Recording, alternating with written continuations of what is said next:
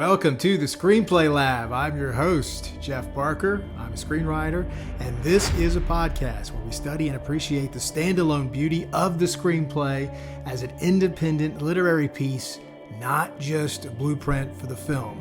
We take one screenplay, we break it down, deconstruct it, find out what we love about it, what's unique about it, and most of all, what we can learn from it. And this is episode 17. And this week, we're breaking down Companion by Drew Hancock. This is a 2025 genre-bending sci-fi, comedy, heist, horror film and screenplay about control, toxic masculinity, autonomy, identity, and power. This is a screenplay that constantly reinvents itself, each act, to keep the reader on its toes. And this translates well onto the screen.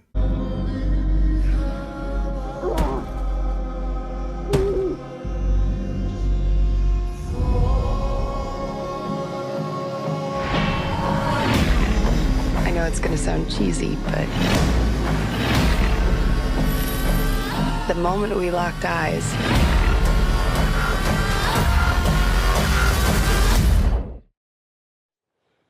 there was just a...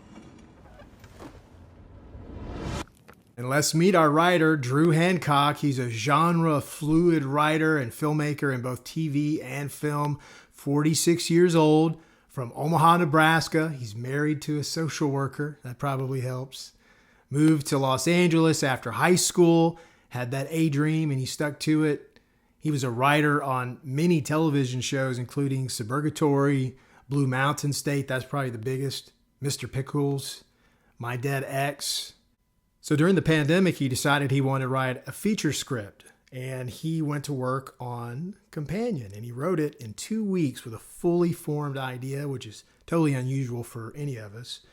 But then he did what we all do, spent about a year working on it, refining it, getting the tone and the theme right, getting the story arcs correct. At the time, he shared a manager with Zack Cregger. Zack Cregger, the filmmaker who made Barbarians, which was a huge success. It hadn't come out yet, but it was already...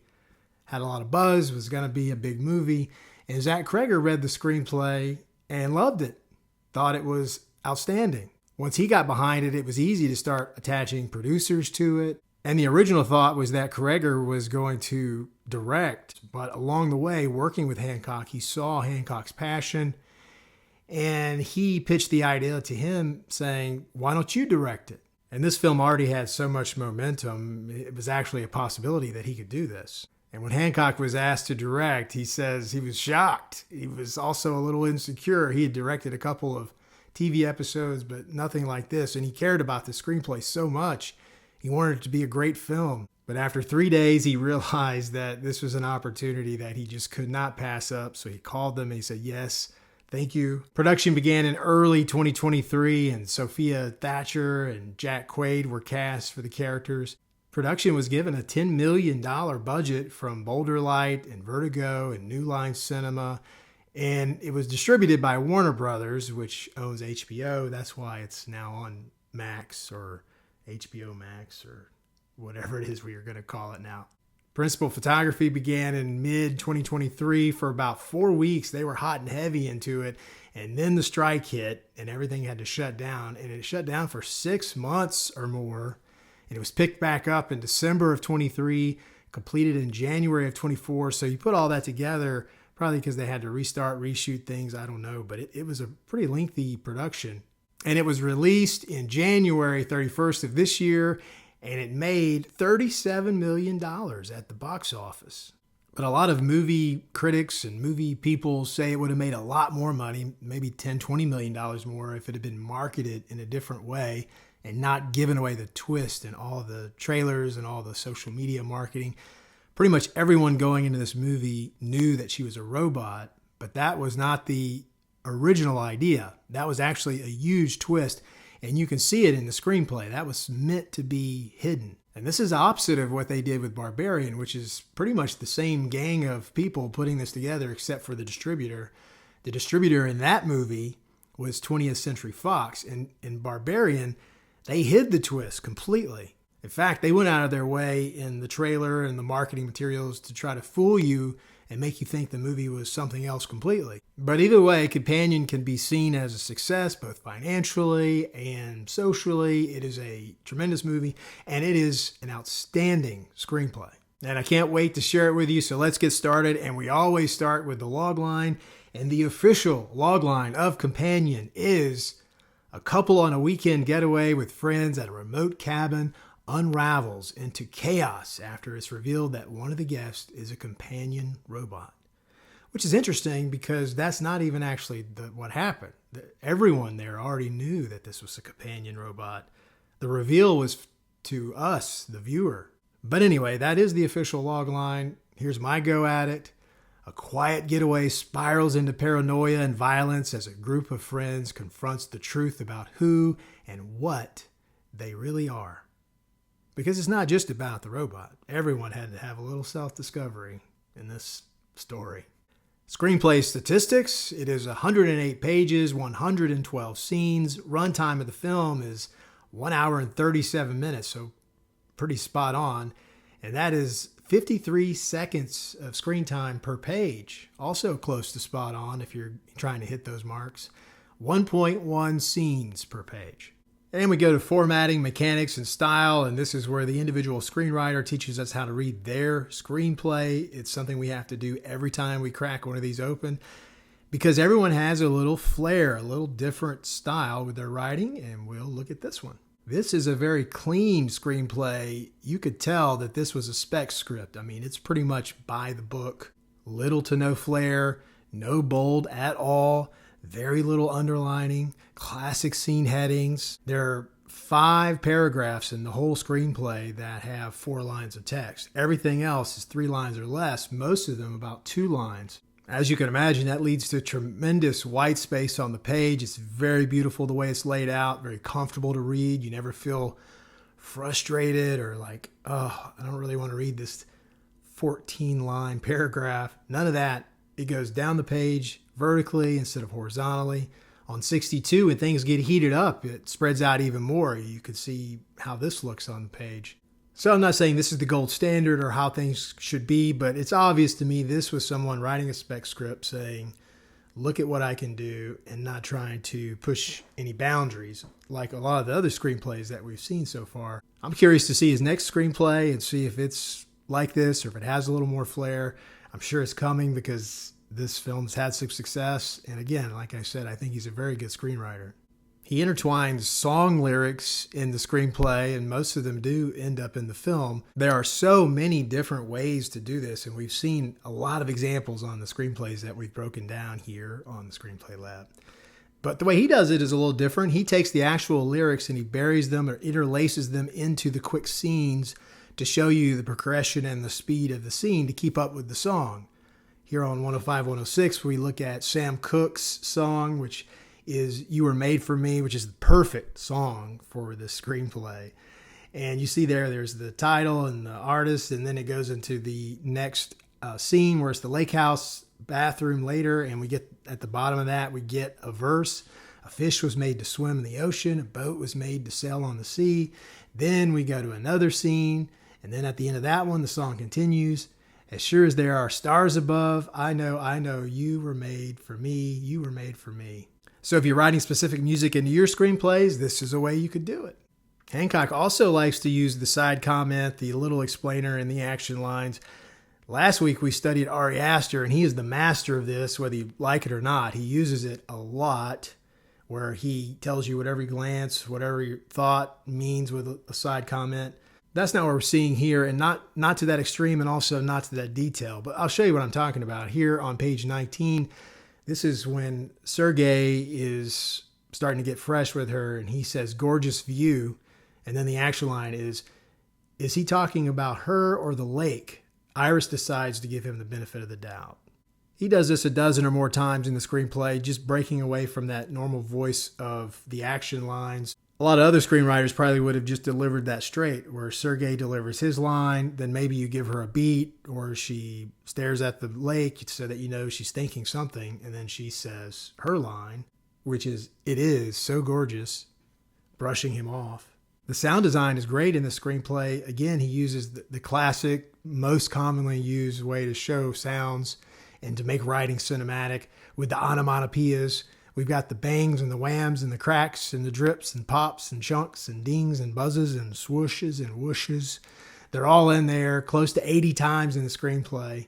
On 93 here, we can see bang 5 times. Another one of his unique style choices is when someone speaks off camera and the character doesn't know who it is but just hears a voice, then he, Hancock, uses a generic character tag. Show you what I'm talking about here on page 19. We have voice off screen saying Dobro utro.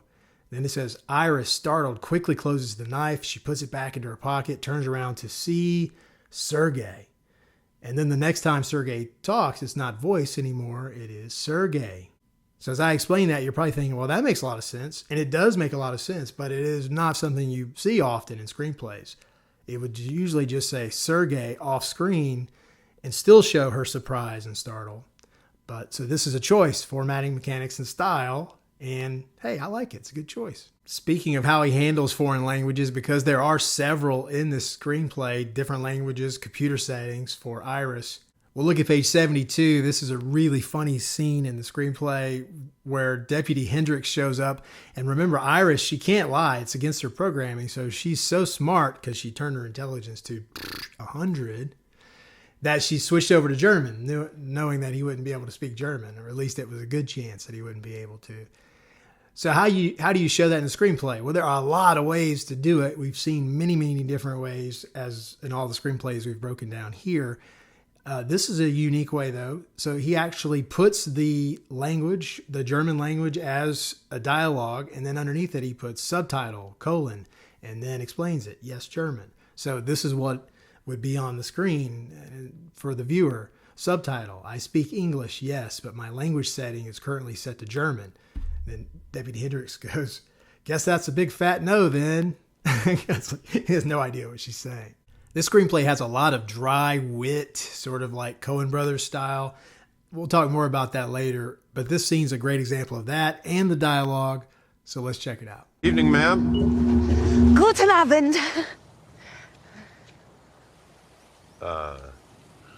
Was für ein schöner Abend. Nicht wahr?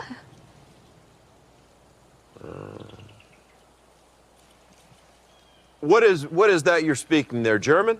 Ja, Deutsch. Okay, let's see. Sprechen the English? Ja, ich spreche Englisch. Aber meine Spracheinstellung ist zurzeit auf Deutsch eingestellt, weil ich nicht lügen kann. That's a big fat no then. Oh, shit, just my luck. I am Deputy Hendricks. Hendricks is your name. Iris. Iris. Where are you coming from? Mein Freund und ich haben in einem Haus am See hier an der Nähe übernachtet. Wait, house? House over there? Oh, you're not talking about Sergey's place. Ja, Sergey. God damn. I should have known that Ruski was mixed up in some weird shit like this. How's old Sergey, by the way? Ist tot. Ich habe ihn mit einem Taschenmesser in den Hals gestochen. And now to direction on the page, where we look and see how this screenwriter decided to use or not use camera directions on the page. We've had a lot of that in the 16 other screenplays that we've broken down so far, and a lot of zooms and tights and wides and pans and all that stuff. Here, none of it. There's none of that in here. Again, this obvious that this was a Spec Script and he was trying to toe the line. There are a few we sees, we are, we follows, which is also totally acceptable, but something that people like to debate. That's why I always bring it up and we can look at it. You have some screenplays where the we sees will be in the hundreds, and you'll have some where it'll be 0. Here, he does it 11 times. You can see on page 70 a couple examples of that here. Also on page 85 is a couple of times where we use the us rather than the we, so turns to us, his back to us. Not only did Hancock write this as a spec script, but the script that we have available to us to read online appears to be that, or maybe something just shortly after that. It's obviously not a shooting script, which a lot of times when we do get the screenplays online that we have access to in the general public, they're the finalized script, or someone has gone in after the finalized script and dressed it up a little bit, especially if it's a for your consideration script for award season. And this one's hard to find. You really have to dig deep to find this script, but it's very clean. It's a great example of how to write a spec script, and I'm just really impressed with Hancock's writing. I'm going to take a quick break here just to say thank you so much for watching this podcast and all the other podcasts. I'm so grateful that you do that. Please share me with your friends, especially your filmmaking friends, your screenwriting friends who might find this interesting. Please don't forget to subscribe, comment, like, leave a review, all that stuff. If you're watching on YouTube, you can listen on the go wherever you get your podcast, and vice versa. You can watch this on YouTube and see some of the examples that I'm talking about. All right. Thanks again for being here. I do so much appreciate it. Now back to the program. Thank you for watching my dad's podcast. Now to the actual writing of the screenplay, and it's time for me to gush a little bit about my new man crush here on Drew Hancock. This is our 17th screenplay, and we've been breaking down some of the titans of the industry. And Drew Hancock is his first at bat, and he hit it over the fence. Now, of course, he's been around the business a long time, and he's no stranger to writing for sure.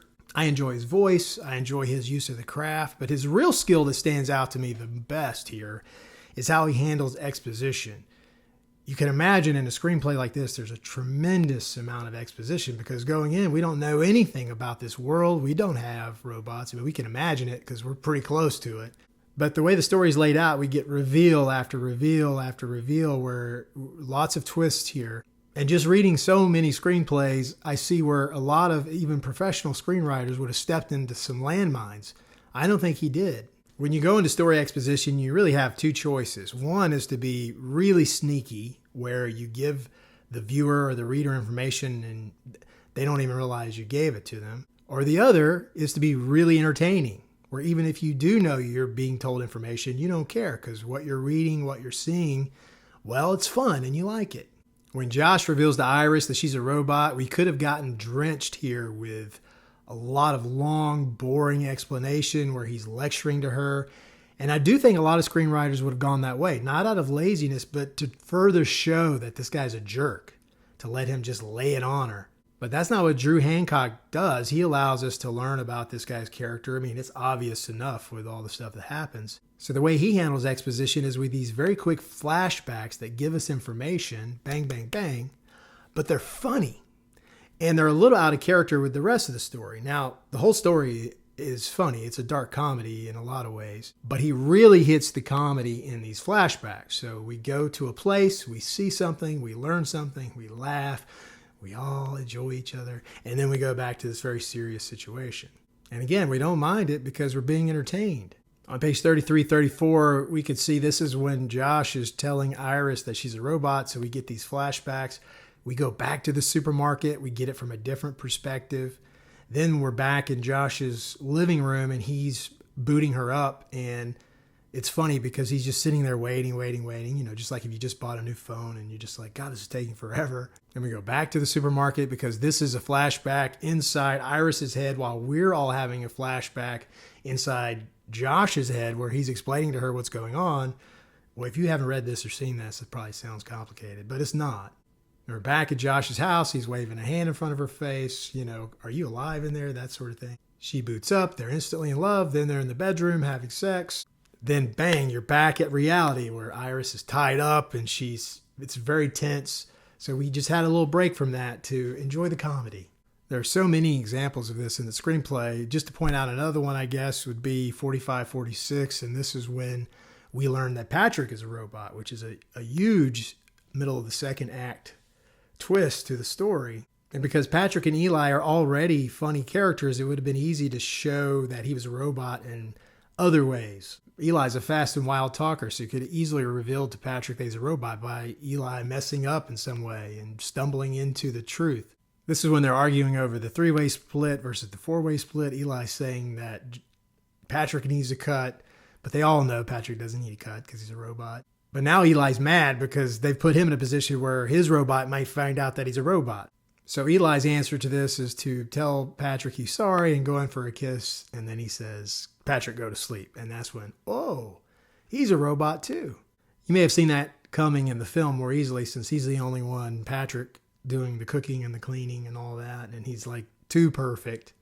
But in the screenplay, it's not as obvious. And so if you're reading this cold, it's like, oh, okay, another twist.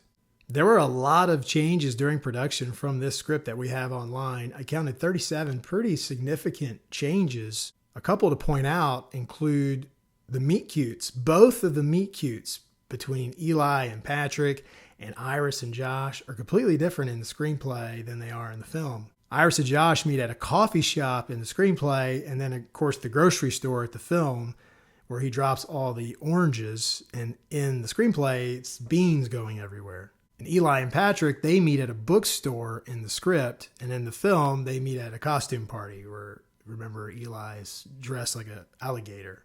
And the big hook at the end of the opener is different in the screenplay than it is in the film. It goes like this in the screenplay. Iris in voiceover, she says, if you're lucky, you'll experience this once in your lifetime. For me, it's happened twice. The first was the day I met Josh. And the second was, and then cut to black, and she says, the day he killed me. But in the film, it says, the day I killed him, or the day I killed Josh. So that's a complete flip, and they mean two totally different things. And that's a major difference in the screenplay to the film. There are a lot of other ones too, like they changed the money from $3 million to $12 million. Upon further review, maybe it'd take a little more cash to off somebody and go through all this trouble. There's some really good dialogue in the screenplay. We'll look at page 83, 84. This is the scene at the table where we get to see the character's potential growth. For Iris, she's grown as a character because now she's going to stand up for herself, even though she's programmed to love Josh and she'll never stop loving him. She's able to see him for who he is and what he is. At the same time, Josh gives us his lines, and it reinforces that he hasn't grown at all. He's still the same toxic bro. But here it is and what it looks like on the screen. No! You don't get to do that! You don't get to sit there and judge me. You have no fucking clue what it is like out there. The world, everything, it's just a big fucking game, and I'm sorry, but it is rigged against people like me. I'm a good guy. I'm decent.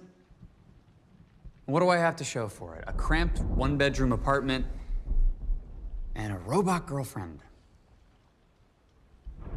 I don't even own you, for Christ's sakes. You're a fucking rental. You know me, Iris. You know me better than anyone. And you know that I deserve so much more than this.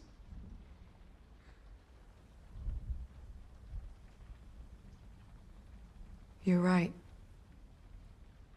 I do know you. I know everything about you.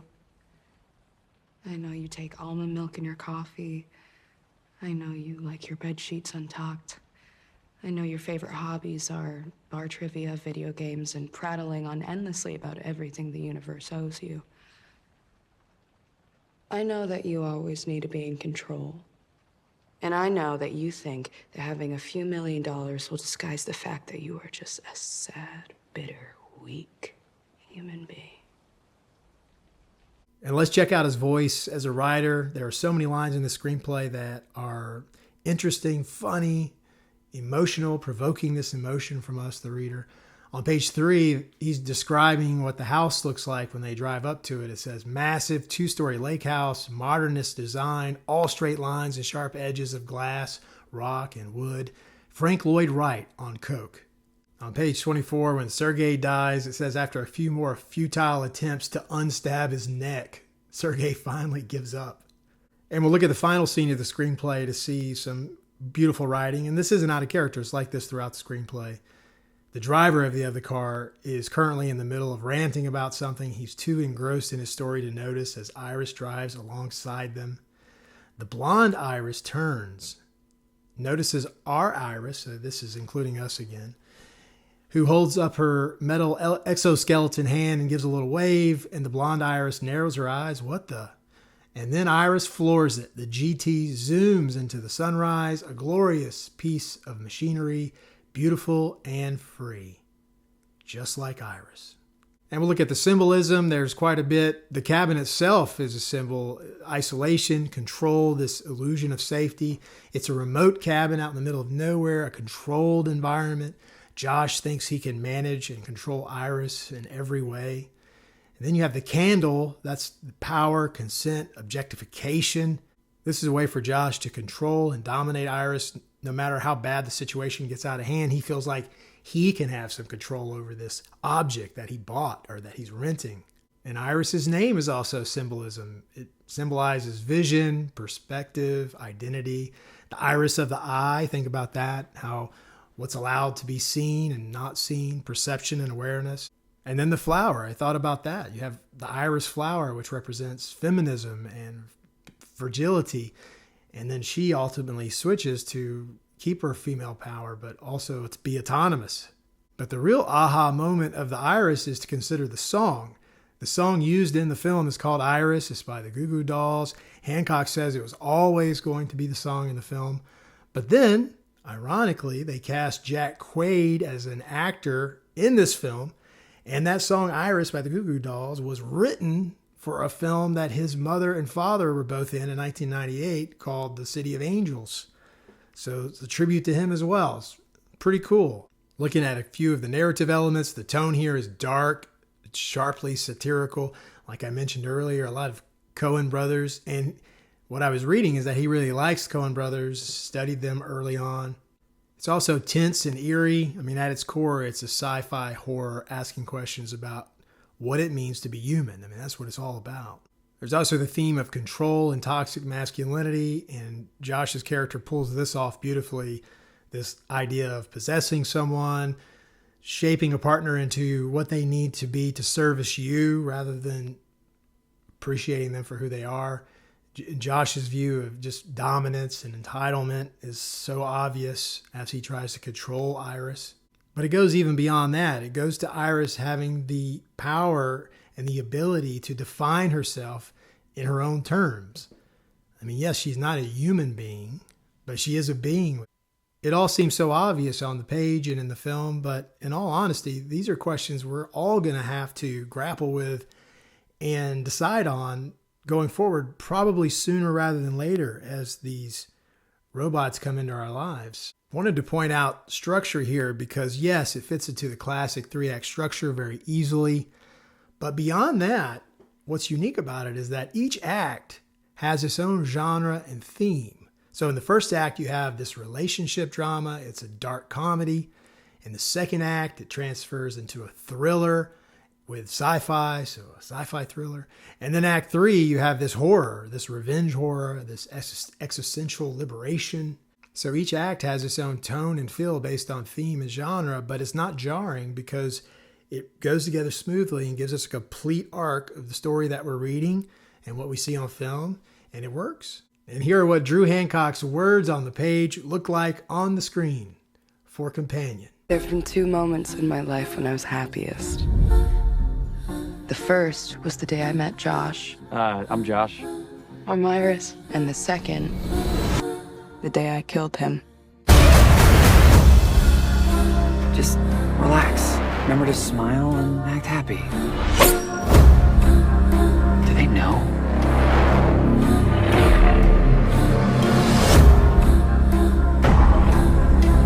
Iris, wake up. What are you doing? Shut her down already. What is she talking about, Josh? This was not part of the plan. I didn't mean to. Did you jailbreak your sex bot? Wow, Josh. The days of you controlling me are over. Are you breaking up with me? It's not you. It's me. And that is Companion by Drew Hancock. And this is a screenplay that shows us interesting ways and successful ways to handle exposition. It teaches us how to interweave different genres into the same screenplay and to pull it off. And most of all, it introduces us to a voice, a screenwriter that I think is very, very good. If you haven't read the screenplay, I'd recommend finding it and reading it. And that is the Screenplay Lab for this week. I'm Jeff Barker. Thank you for joining me, and I'll see you next time. You can find this podcast and many more on YouTube and all the audio podcasts, wherever you get your podcasts. Please subscribe and comment, like, all that stuff. Leave a review. Also, you can find out what's going on with me at my website, jeff-barker.com. And I try to update all the socials. So let's meet there too. Let's be friends. See you next time. Thank you for watching my dad's podcast.